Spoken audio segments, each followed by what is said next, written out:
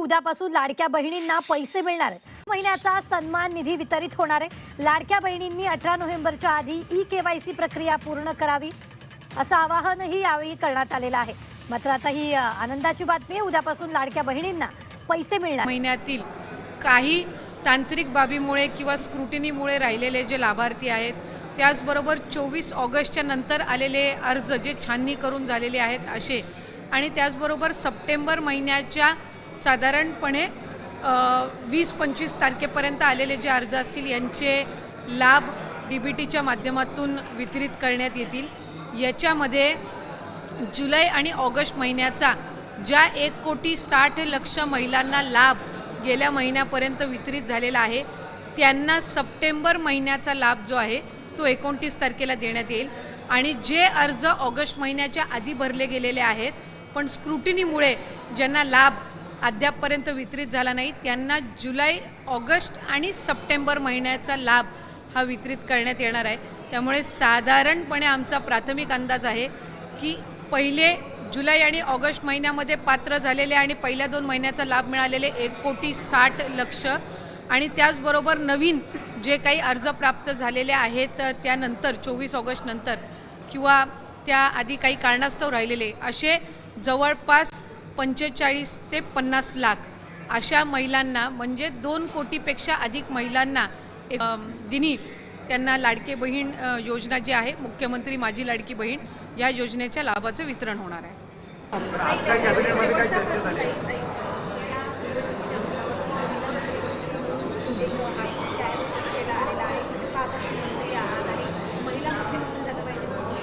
कुठलंही सरकार असताना महिलांसाठी चांगले निर्णय किती होतात, महिलांना सक्षम करण्याच्या दृष्टिकोनातून ते सरकार काय करतं यासाठी या गोष्टींवर आम्ही जास्ती प्राधान्य देतो।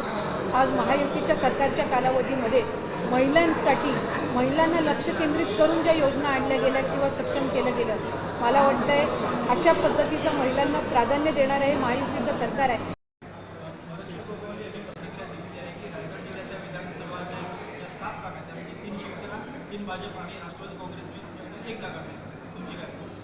साधारणपणे सिटिंग ज्या जागा आहेत त्यानुसार त्यांनी हे गणित मांडलेलं आहे। त्याच्यामुळे सध्याच्या परिस्थितीनुसार जे आहे त्याच्या संदर्भामध्ये त्यांनी भाष्य केलेलं आहे। महायुती म्हणून आम्ही निवडणुकीला सामोरं जाणार आहोत आणि महायुतीच्या संदर्भातला जो अंतिम निर्णय आहे ते तिन्ही पक्षाचे जे राष्ट्रीय नेते आहेत, राज्याचे जे आमचे 3 प्रमुख आहेत ते घेतील आणि त्यानुसार महायुती म्हणून आम्ही सर्व कार्यकर्ते ताकदीने त्या ज्या असतील ते लढवणार आहोत।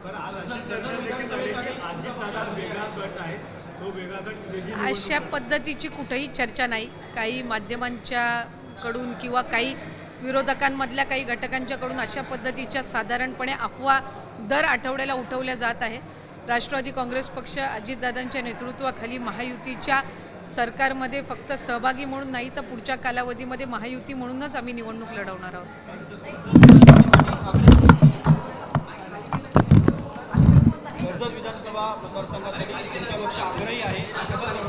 प्रत्येक पक्ष ज्या वेळेला महायुतीमध्ये घटक पक्ष म्हणून असतो, ज्याचा त्याचा अधिकार असतो त्या ठिकाणी आपल्या पक्षाच्या संघटनेच्या जोरावर सीटची मागणी करणं, पण शेवटी अंतिम निर्णय हा वरिष्ठांकडे असतो आणि जो अंतिम निर्णय वरिष्ठांकडून घेतला जाईल तो महायुतीचे कार्यकर्ते म्हणून आम्ही मान्य करू। लोकसभेमध्ये जागा उशिरा वाटप झाल्यामुळे पडला होता, त्यामुळे जागा लवकर घोषित कराव्या यासाठी काही अग्रेसर भूमिका आहे।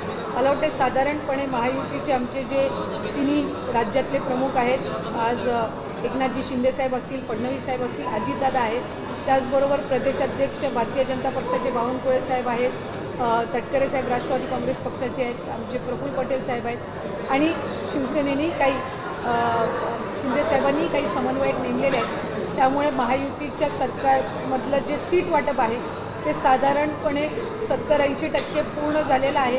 पुढच्या काही ज्या जागा असतील ज्याच्यावर अडचणी असतील त्यावरही लवकरात लवकर तोडगा निघेलच आणि अशा पद्धतीनं ताकदीने निवडणुका लढवण्याचा निर्धार महायुतीचे आमच्या सर्व नेत्यांनी आणि कार्यकर्त्यांनी केलेला आहे। तुम्ही आता म्हणताना म्हणाला की महायुतीमध्ये सर्व काही एकत्र आम्ही निवडणूक लढवणार, 70% जागा वाटपाबाबत निर्णय सुद्धा झालेले आहेत आणि अशा परिस्थितीमध्ये लोकसभेला जेव्हा राष्ट्रवादीला केवळ एका जागेवरती जिंकता येतं, अशा परिस्थितीत राष्ट्रवादीला योग्य नाही मिळत असं वाटतं। प्रत्येक निवडणुकीची समीकरणं वेगवेगळी असतात, मतदान करण्याचं जनतेचं प्राधान्यसुद्धा वेगवेगळं असतं. त्यामुळे लोकसभा एक वेगळा भाग होता, विधानसभा लढवत असताना शेवटी आज दादांच्या कार्यपद्धतीवर विश्वास करून 40पेक्षा जास्त आमदार हे आज दादांसोबत आहेत. ते सिटिंग आमदार आहेत, आपापल्या मतदारसंघामध्ये त्यांचं प्राबल्य आहे. या व्यतिरिक्त आणखीन अशा 25-30 जागा आहेत जिथं राष्ट्रवादी काँग्रेस पक्ष अजितदादांच्या नेतृत्वाखाली आम्ही ताकदीने निवडणुकीला सामोरं जाऊ शकतो. त्याच्यामुळे कुठेही अशा पद्धतीचा दुजाभाव नाही. आणि राष्ट्रीय आमचे जे महायुतीचे नेते आहेत त्यांनी एक बाब स्पष्ट केलेली आहे की आम्ही तिन्ही पक्ष आणि जे मित्रपक्ष आहेत ते आम्ही ताकदीने निवडणुकीला सामोरं जायचे.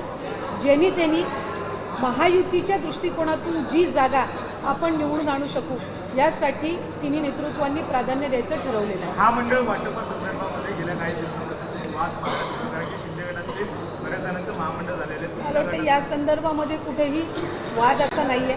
आमचे जे वरिष्ठ नेते आहेत ते त्या संदर्भामध्ये सन्माननीय मुख्यमंत्री मोदय आणि दोन्ही उपमुख्यमंत्री मोदय त्या संदर्भामध्ये त्यांची चर्चाही सुरू आहे.